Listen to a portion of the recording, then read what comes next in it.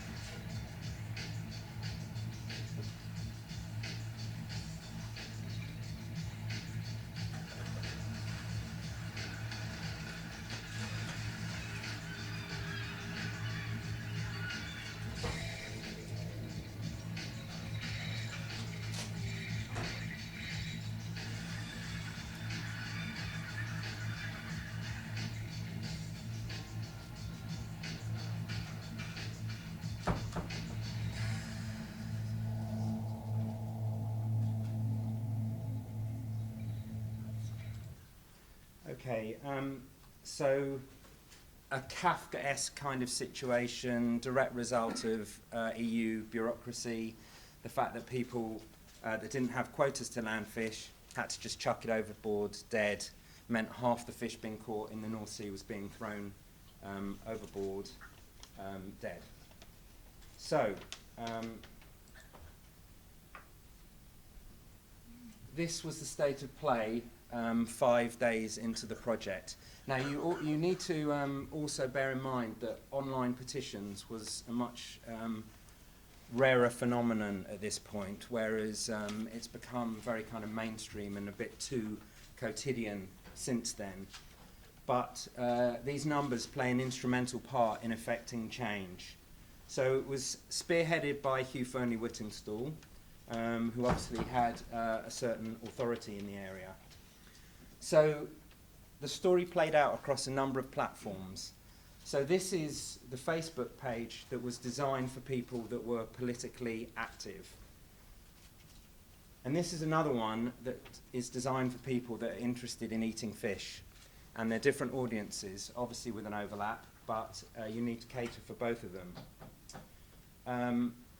This indicates the importance of leveraging celebrity and people with authority in the field and appealing to different fan bases, like, in this case, Coldplay, so that you can aggregate these different audiences and just beef up the numbers. So you can see in the first 3 days of this, of the activity here, there were 70,000 comments. So there's real engagement there, and what you saw was engagement from people that just don't tend to get political, sign petitions, and be that proactive in this area. But they cared about fish. We've all got a relationship with fish. So they had a stake in it. That's stake as in S-T-A-K-E. So here again, another platform. This is the sort of political Twitter, and there was another one for the less politically engaged. This is the on channel4.com. So this is a place where probably most of the people here were just basically interested in buying and eating fish more than anything else. But it was a good entry point as well, another entry point. Mobile, obviously, increasingly important over time. This mobile app was invented because I'd been working on this project for about 6 months, and I went out to lunch around the corner from Channel 4 with the producers to a cafe, and I couldn't for the life of me remember which fishes were sustainable and which weren't. So this got brought about by my own need, but actually responding to needs is a very strong way to approach these kinds of things. And this is the real life aspect, and in many ways the most important. So this was a very bad sculpture of a bit of a fishing boat with a digital display on the side.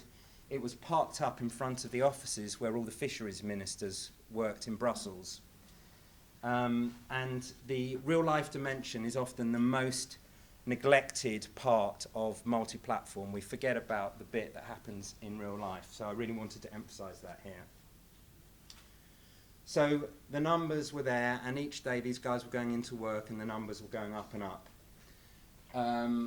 We were lucky to have a number of really good chefs on exclusive contract with Channel 4 at the time, so they were all deployed, including through their production companies. So people that were normally notionally kind of competitors actually got together and amplified what was going on. And again, you can see, you know, you have to use every tool in your, every weapon in your armory to punch through the noise, because as you'll all appreciate, the internet is a very noisy place and it's very difficult to make impact on it.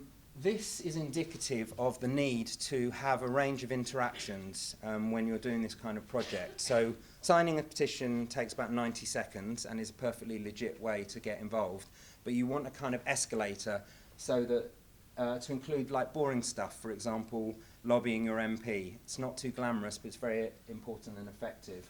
Or in this case, there's sort of sub-campaigns to actually get people to go to their local fish shops and fishmongers and pressure them to actually be selling sustainable fish, which was effective.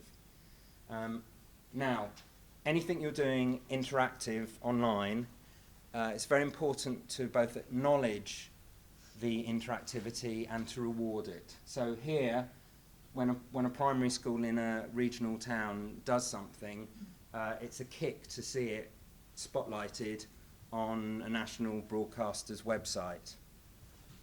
Likewise, if you've done well in addressing sustainability of seafood in your local town, and you feel inclined to recommend places for people to go to, you can use the army of people out there to create a directory of places where they can get sustainable fish. And some people just want to put a recipe in, and that's a perfectly legit way of engaging with the project. But all the time, it's about acknowledging and rewarding their interactivity. And here is a commercial dimension to it, so the merchandise profits went straight back into the project to do other things, including this. Although it was Channel 4's UK broadcaster, it's got very much a UK focus, but what we started to notice is this spread across Europe very quickly. So we used some of that money and also some money from foundations, midstream, spontaneously, translated the site into 13 other languages, and things grew accordingly. So there's your Swedes, and here is part of that acknowledgement and recognition. So all the time as we're going along, making impacts, those impacts were tracked and played back to the audience so that they could see that they were making progress and the project was making progress. So this is the end result. 12 weeks later, and this subject was not even due to be discussed for 18 months from when we started, but to our surprise as much as anyone else, after 12 weeks the EU changed the law and phased out discarding of fish that we saw in that video. So a few telly programs, a bit of online stuff, and a lot of fish are saved. And that is as good an example of real-world impact as you can imagine. So again, all the time, playing back to the audience what they've been achieving. So these are various political impacts, and these are various commercial impacts. So amongst other things, labelling policy changed in a number of supermarkets, stocking of sustainable fish changed. So lots of real-world impacts on lots of fronts. So just to sort of bring this all together, when you're doing multi-platform online storytelling, here are some of the sort of conclusions that you can draw from the case study that I've just shown you. So the principles include that you use each platform for what it's best at. So it's absolutely kind of horses for courses. Obviously, a mobile app is the best way if you're in a restaurant to find out whether what you're about to order is sustainable.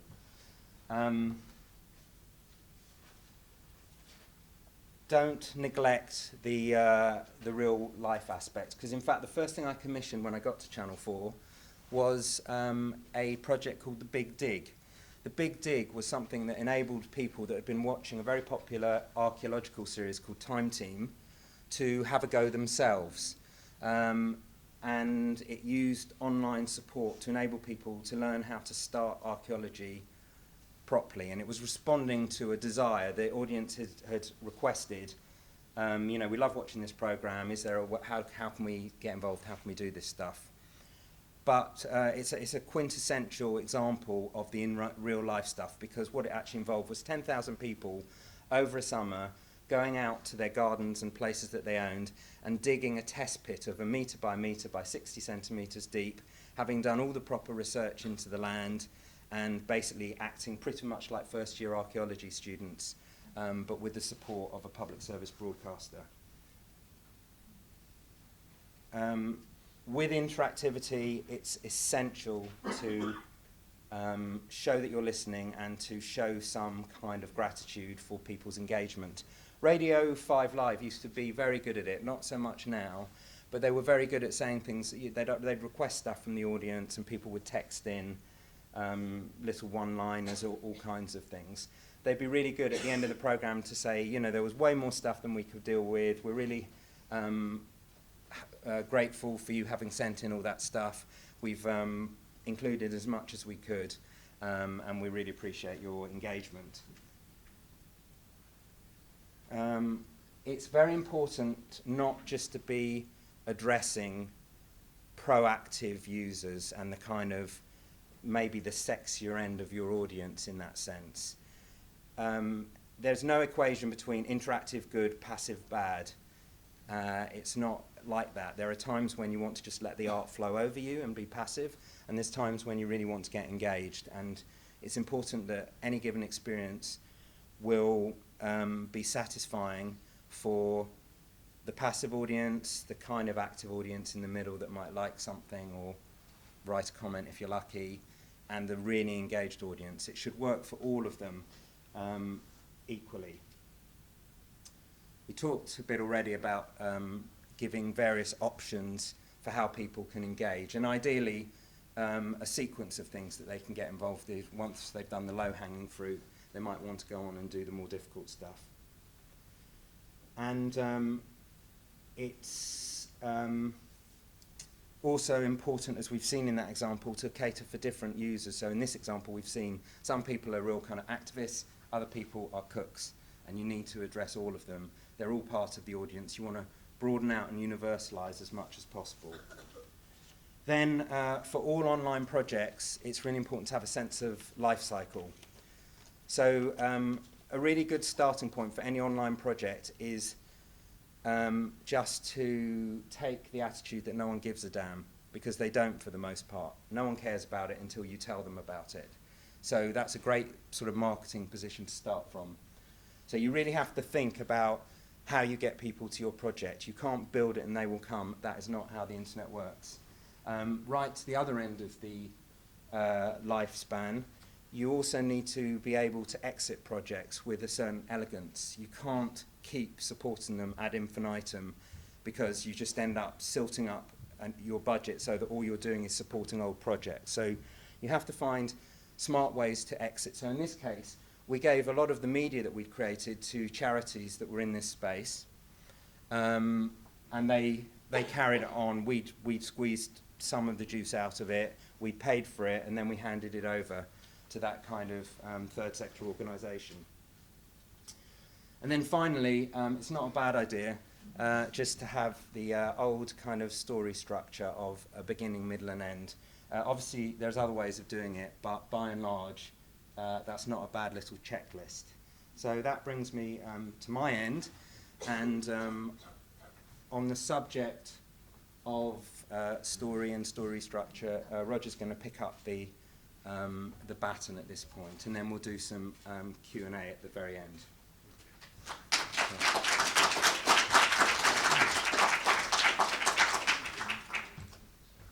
Thanks, Adam. Just if you can. I'll find you. Yeah, fine. Okay, hello. My name's Roger Graef. I'm a filmmaker, criminologist, and was a theatre director. And I'm going to tell you some stories. The story of how I became a filmmaker is that I wanted to change the world. And when I went to university, I was going to become a kind of campaigning lawyer, human rights lawyer, and a judge, and try and change the world. And I went to see my great uncle who was teaching law, and I said, you know, I'm going up to college, and what books on justice should I read? And he said, oh, we don't teach justice, we teach law, and the first lesson is they have nothing to do with each other.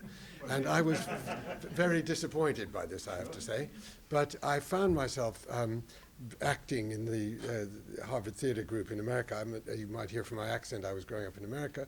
And having failed to get into the choir, I went to the theatre company and joined that, and I was a terrible actor in my first year.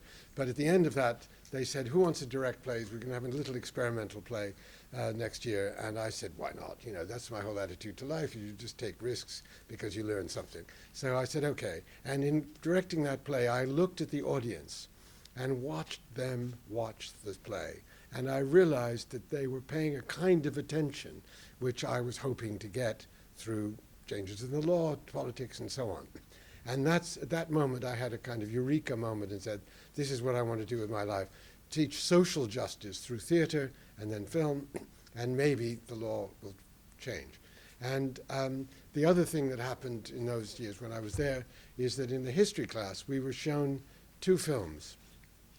The first one was called The Triumph of the Will. How many people have ever heard or seen it? Triumph of the Will, quite a lot of you, right? Leni Riefenstahl film about a rally in Nuremberg where you see the Nazis marching. They don't have guns yet. They was marching with spades, funnily enough.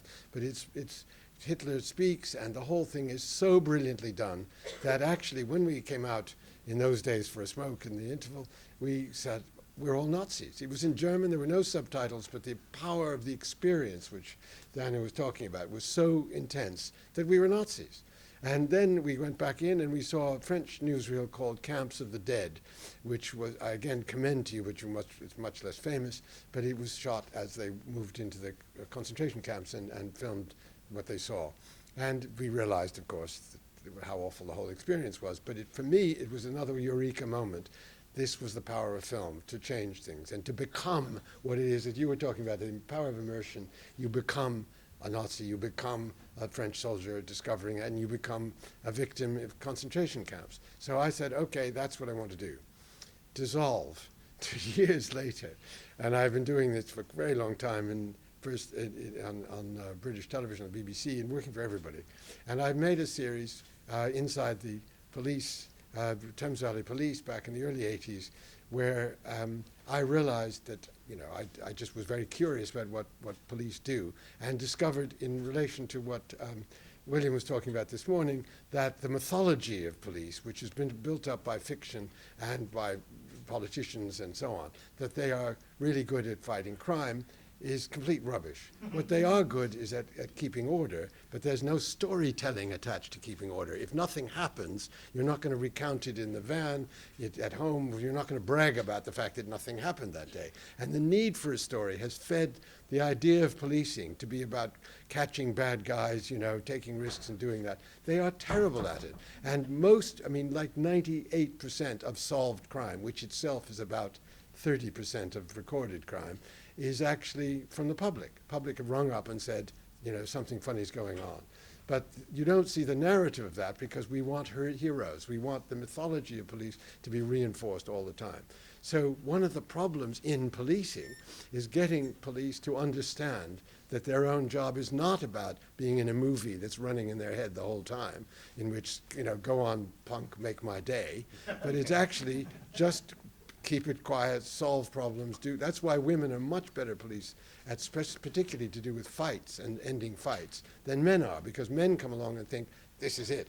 And there's a very interesting problem in rural policing, and including in Hampshire, and I've been making a series called Crime and Punishment with the Hampshire police that some of you may have seen, shot in Southampton, by the way, and Winchester. But the chief constable, when I wrote a book about this, said to me, we've got this thing we call the honeypot syndrome. And Hampshire's a big county, so the police will hear that there's a fight in one end. They've been driving around, wasting petrol, of course, and doing absolutely bugger all. So they think, right, I'm going to go all the way to the other end of the county and get there. By which time the fight is stopped and everything's settled, and they rush in with the adrenaline going because in their head the story has been running and running and running, and they restart the fight. Who's done this? What pushed people against the wall? And it was his job just to get them to calm down. And the other thing that they were worried about was something called the John Wayne syndrome, which you can get from that. And they just said, anyone who wants to join the firearms squad, but when they would say, I want to become a copper, and they say, why? Bad guys. And starting that, the John Wayne walk, right? That was it. And he was a good man, and he tried to keep people like that out.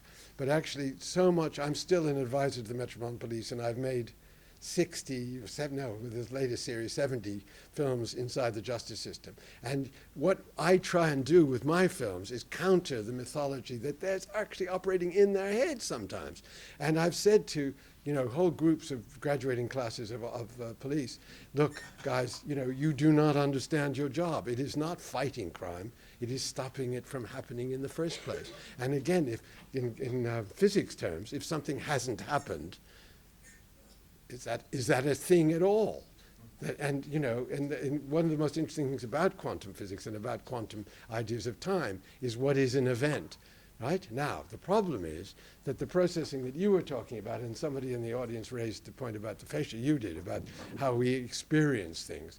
is that it's so fundamental to how our brains work that, in a way, we are coding all our experience the whole time into stories.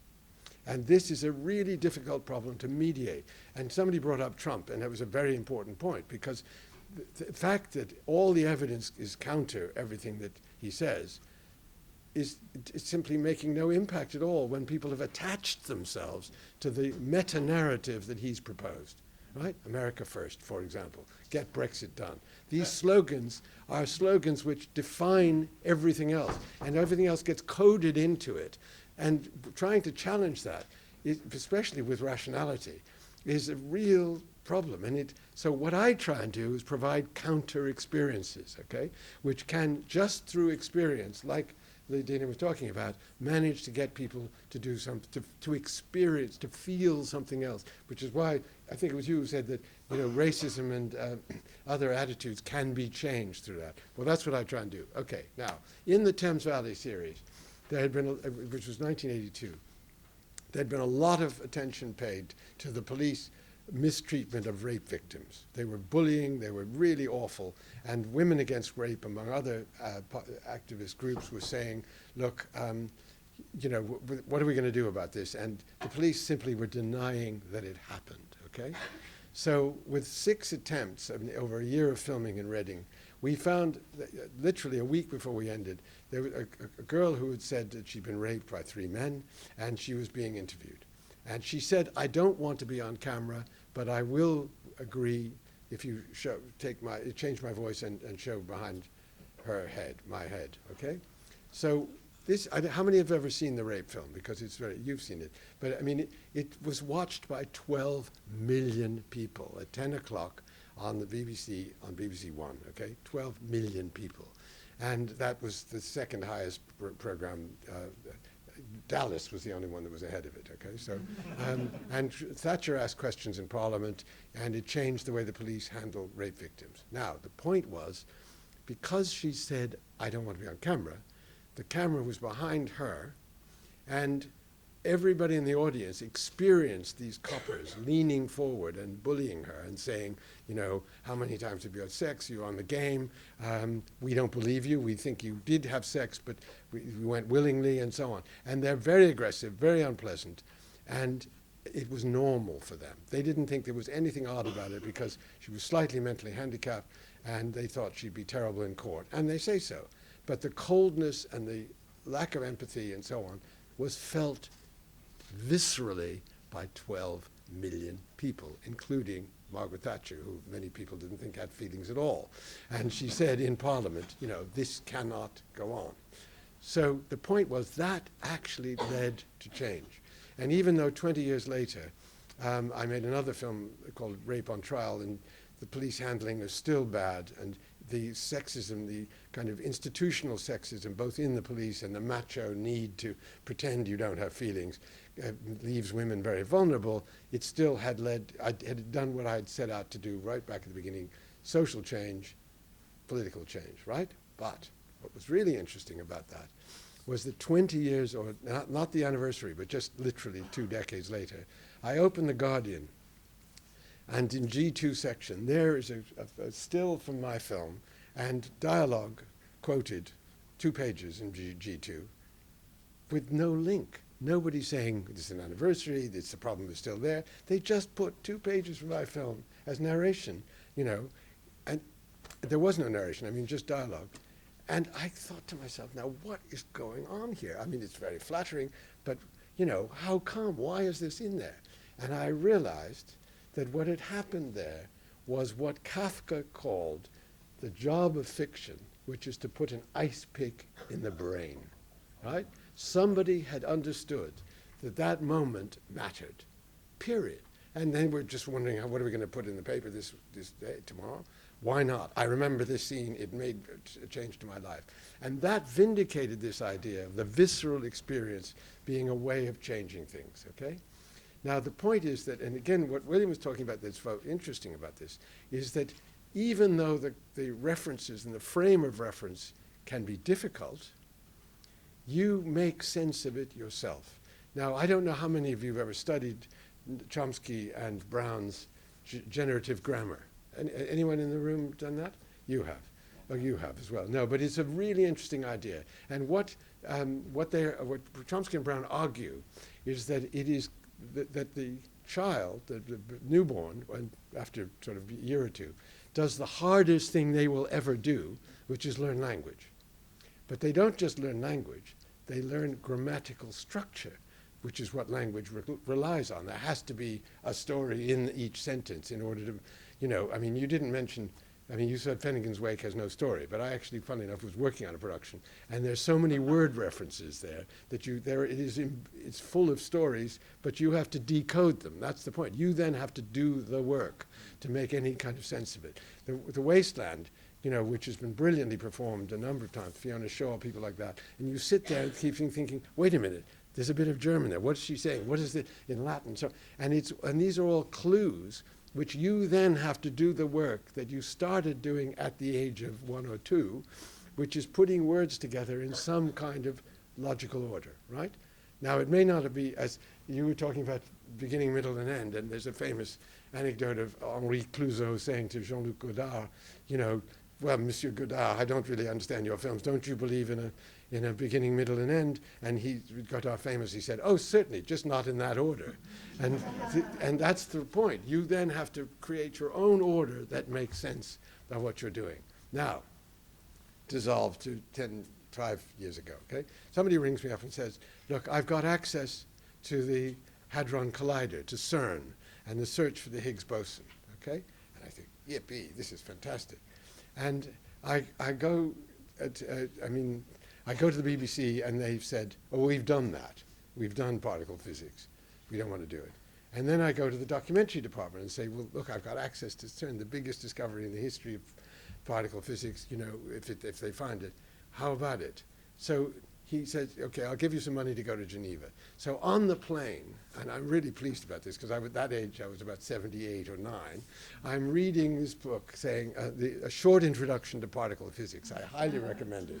And especially if you wanted to understand William's talk, it would be good, okay? But in the introduction, this brilliant guy from Cambridge says, don't worry if you don't understand this book, or particle physics, because nobody does. Right?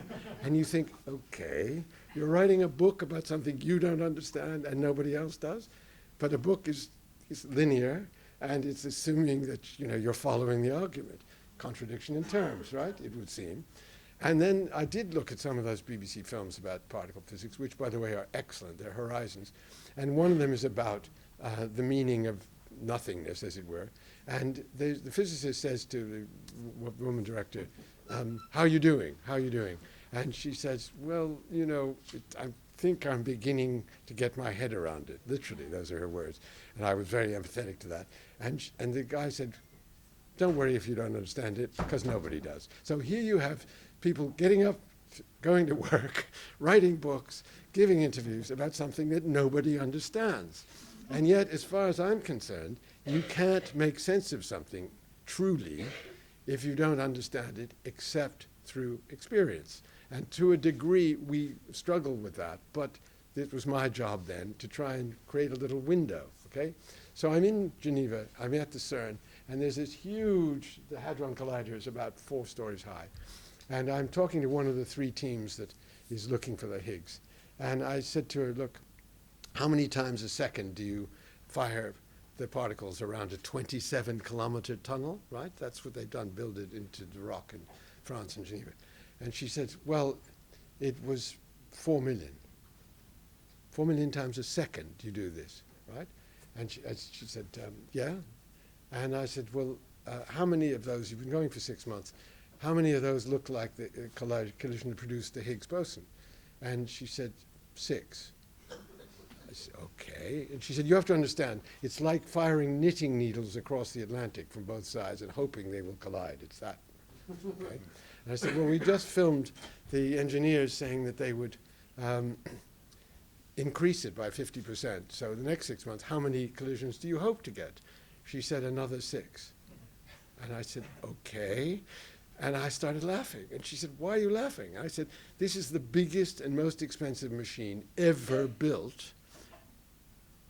And you're looking for the smallest particle ever conceived, and you'll never know if you found it or not. Now that's funny, at least in William's term. And she said, I don't think it's funny at all, okay? So I come back to the BBC and I say, look, okay, we've got access, it's all very interesting. And the head of this documentary strand says to me, well, are they going to find the Higgs boson?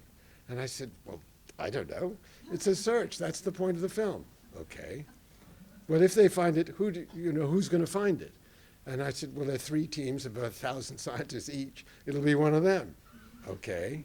So you don't know if they're going to find it, and you don't know who's going to find it.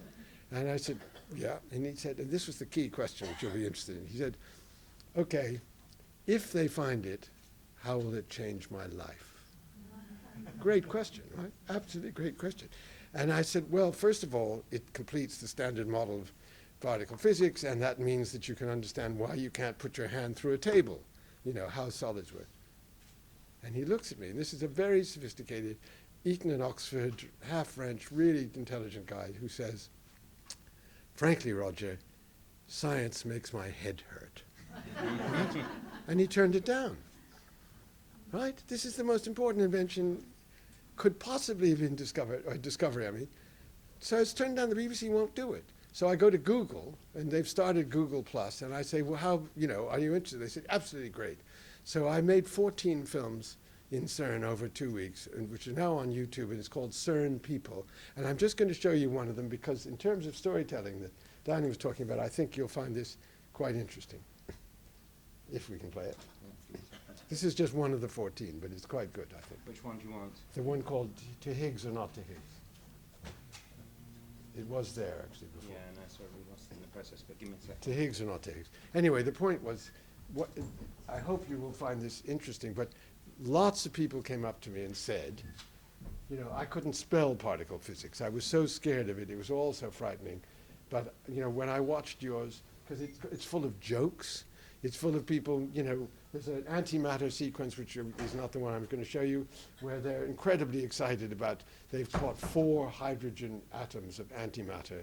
And the only other team down, who's looking for antimatter are literally 40 meters away in the same corridor. And it's competition just like kids collecting marbles or football team cards, only it happens to be hydrogen antimatter, right? And then at one point they have a real struggle with trying to get results in there. When we were filming, and they're very funny and unpretentious guys, and these are the smartest people in the world, right?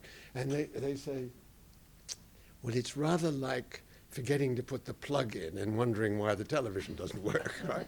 And so what they were doing was managing to take these unbelievably abstract concepts in which nobody understands what they're doing and turn it into ordinary experience that people could relate to. And that was the point of doing this. And I have to say, have you found it yet? Is it To Be or Not to Be the Higgs? That's right, that's the one. Well, anyway, you see it first, and then I will talk about it.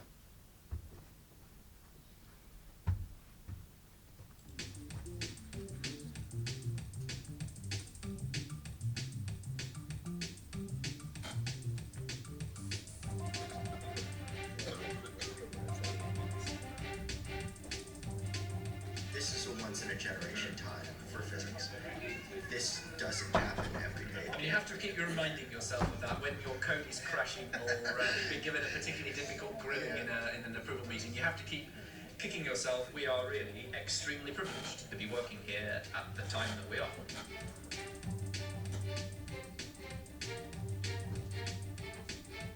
Now we are in the exciting moment that whatever the Higgs boson mass is, it is trapped. We will find it. If you do not find it, you find no evidence of the Higgs boson, that's probably the biggest news in science in the early part of 21st century, because that basically says that we don't know much. Everybody expects the particle to be there. If the particle doesn't show up, the most solid scientific theory that mankind came out with is wrong.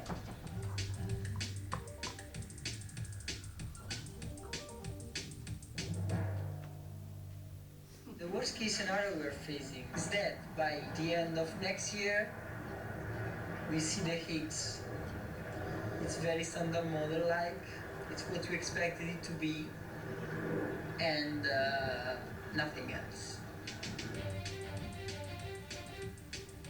There's this sort of friendly rivalry between theorists and experimentalists. The theorists want to be the ones who come up with the idea that we then confirm in our experiments. We want to be the people who knock down theories and find something that none of them have thought of at all. And that's the dream. You have now people trying to game the system. These theorists who will produce a whole lot of different models that predict various things. And everybody knows that if the LHC finds something, and anywhere someone has predicted it, they will get a Nobel Prize the next year.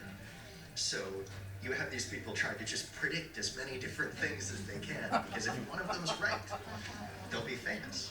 And if all of them are wrong, they'll be like everybody else. Right, that's it. Okay, now, guess what? Did everyone understand that? Yes. You've understood particle physics. Good, thanks. Thank you. So we've got a few minutes for questions, so fire away. Anyone that wants. Don't be shy. Don't be too English I'd like about to it. say Yes. something. Yeah. Sorry, it's just an observation really, which is, it was in your presentation, and it was because I'm an audience researcher. There's a term that really is one of my bugbears, which is passive audience. Yeah. There's no such thing as a passive audience member. And what I mean by that is, even if you're just sitting watching, I don't know, soap opera or something, you are engaged in a way. So I think there might be a better term. Can I think of one? No. But what it does is it creates a binary between audiences that are participatory and audiences that are passive. But just passive just sounds like, I think the way you. Well, I mean, it's not a binary, because I gave you three poles for it anyway, which was passive, semi-active, and proactive, just to indicate that it's a scale. But for me, you're right to point out the danger of a binary thing, because the problem I find with binary thing is that there's this idea that passive bad, interactive good, and it's just not like that. And I think the word passive has those connotations, doesn't Yeah. it? So I think in certain, like in audience studies, we've moved away from that. Some people use the term casual, but that seems to also be pejorative. It's not quite precise enough anyway. Can I say something about this, Sure. though? Because actually one of the illusions about longer form filmmaking and theatre and so on is that people are following the whole thing. Because we sit there in the daytime, watch it very carefully over and over again, but actually the phone rings, you've got to go and have a pee, it's lunchtime, you want to have sex with somebody in the middle of the night. But I mean, all the things that happen to normal bodies interrupts the watching. And when, especially before the internet, which is one of the reasons I'm so excited to do short form on the internet, is you can control. You stop, you press the pause button. But when it was live telly, you just missed it. So one of the principles that I developed in order to address what you're talking about, the casual viewer, was to say, I want every scene in the film to stand for the whole film. So that even if people have only seen a fragment of it, they will get the point. And in that sense, that deals with this casual question about it. Even if they're casual, if they've watched 5 minutes of it, then they get something from it, That's quite particle physics, isn't it? It is very, fractals. absolutely. But I think that's true about the illusion of narrative, the illusion of communication. Even with the two of us giving our talks and all of the ones before, you were sitting there thinking, oh, I wonder when the tea break is. Oh, it's an hour late. What train am I taking? All of that interrupts your flow. So it is much more like the wishy-washy, timey-wimey that you were talking about than the illusion of narrative. Yeah, that's good. Except Yes. in VR, perhaps, Except in VR. which is Absolutely. an opportunity. Except in VR. Any questions? They want their lunch. Martin, can you just briefly tell us a bit about expand a bit on what you're doing at the moment? I mean, it's all absolutely fascinating. What are you guys? Both of us. Yeah, you go first. Okay, so I've become something of a specialist in short form online video. So I'm commissioning for Red Bull Media House and actually for Little Dot at the same time. And, it's a whole game changer because, Roger was talking there about getting 12 million people involved in a show, which is an incredible achievement.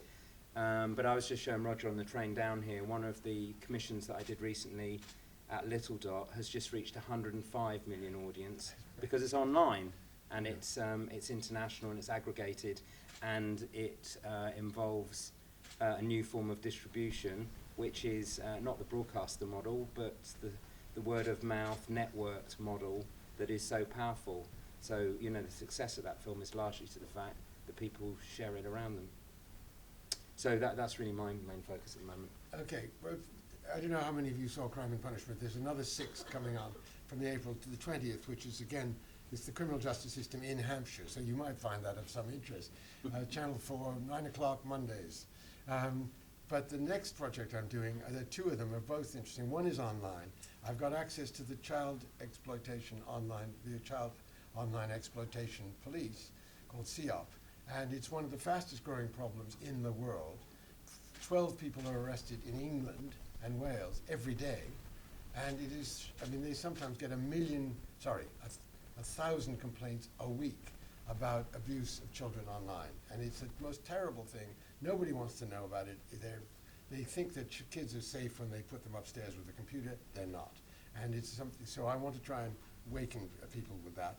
And the other project, which I'm literally just starting, so I've got access to the Department of Contagious Diseases in Imperial College, and I'm looking at a number of different disease research projects, one of which obviously is coronavirus, but that's happening right now. But they work at Zika, the Zika virus, Ebola, all of that. But most interesting of all, there's a fungus department working on funguses, which are spreading like mad, that have killed most of the frogs in the world, killed all the salamanders, killed 2 billion chestnut trees in the Appalachians in America, and the tulips in the Netherlands have been discovered to produce azoles, which, if inhaled by people with compromised immune systems, kills them. And they discovered that because the fungicide was producing maladaptation by the funguses to resist the fungicide. And then they would take all the leaves off and heap them into compost pits, which would then produce wonderful sprays of this terrible stuff, which is fatal for some people. And nobody knows about that, too. So my job continues, even with my advanced age, to just wake people up to things in the real world which they can change, and hopefully, prompted by our films and our work online, will help them do it. The holy grail of communicators, for whatever purpose, is to get your content to go viral in today's world. That requires attracting the audience in the first place, and then getting the audience to engage, and then, as Adam was just saying, share it onwards. Do you have any tips or secrets or viewpoints on what helps content to go viral? I certainly do, but after you. I would challenge the premise there, because that's not the aim, to get things to go viral. What you actually need to do is to build an audience steadily and gradually, because the odd viral hit doesn't really get you anywhere. But for example, Real Stories, where the film that I was talking to you about sits, is an online channel based on YouTube. It's got 3.1 million subscribers now. That's been built up gradually over 3 years, and it becomes a really useful platform to reach an audience. So in that case, it's all about the long-term steady growth that really matters, and to be able to own an audience is really critical. Okay, I want to pick up what actually it was Diana and also Martin, what they were talking about, which is engagement, this question of engagement. What you've got to make people care, not only care about what you're talking about, but what happens next, right? And for me, all the secret of all the films I've made is that I go into places like Great Ormond Street, for example. I made a whole series, 12 films there, in which for the first 2 years just negotiating about what stories to tell. And they said, this is really interesting in terms of the mythology you were talking about, superheroes, right? They said, we don't want to be heroic nurses and doctors. It isn't true. And it raises expectations. So when the parents come, they expect miracles, because always on television, scientists are eurekas. They've solved it, right? So after 2 years, we said, okay, we're going to focus on the cases of these are the best children's doctors in the world where you don't know what to do. And I come from a medical family, and I can tell you, for doctors to admit they don't know what to do is a big deal. And so I don't know how many people saw it, but the first 3 took another 2 years to make. And they were so pleased by this, even though they thought all their fundraising would drop, to disappear, that when the first films went out and children started dying on camera, on television, which had never happened in the tradition of these things, there was a Sunday Times Fun Run which tripled its donations because they said, right, you need our help, okay? And then after the second series, which they gave us 6 more to do, they called us in and we said, oh Christ, this is a story, by the way, you see, you want to know what happens next, right? So we said, oh God, who have we offended? You know, what's the problem? Awfully sorry. And they said, no, doctors and nurses love it. But the big change was with the children, with the parents coming in with very sick children. They now had more realistic expectations, and it completely changed the relationship between the nurses and doctors and the new parents who weren't expecting miracles. They understood. Now that's what you do. You create a caring about what happens next and keep them uncertain and live with the uncertainty. That's what stays in the brain. And it's a different part of the brain that operates when you know that the people behind the camera don't know either, as when everyone's sharing the uncertainty. Back to William's talk, the uncertainty principle about whether if you observe it, you change it. Yes, of course, but the point that Schrödinger was making was actually that you can't have a cat that is both alive and dead at the same time. No, yeah, that's the point. No, but in other words, even though you get that and your head just goes, as you rightly say, what? And he's saying, that's not, you can't have it. Even though Einstein proved it, and they just couldn't handle the idea of an electron in 2 places at once. So it's that difficulty that makes it engaging. Thank you. I have a question for both of you. As you've moved some of your activism work to more online spaces, have you incorporated any sort of culture jamming or more subversive social activism? Culture jamming?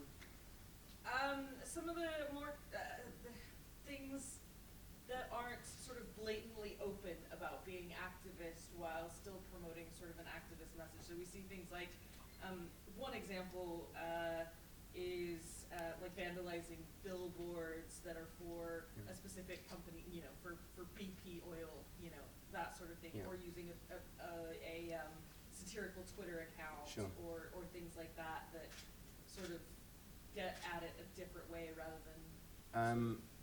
Largely not for me, but bear in mind I was working for a public service broadcaster, so there are kind of limits in that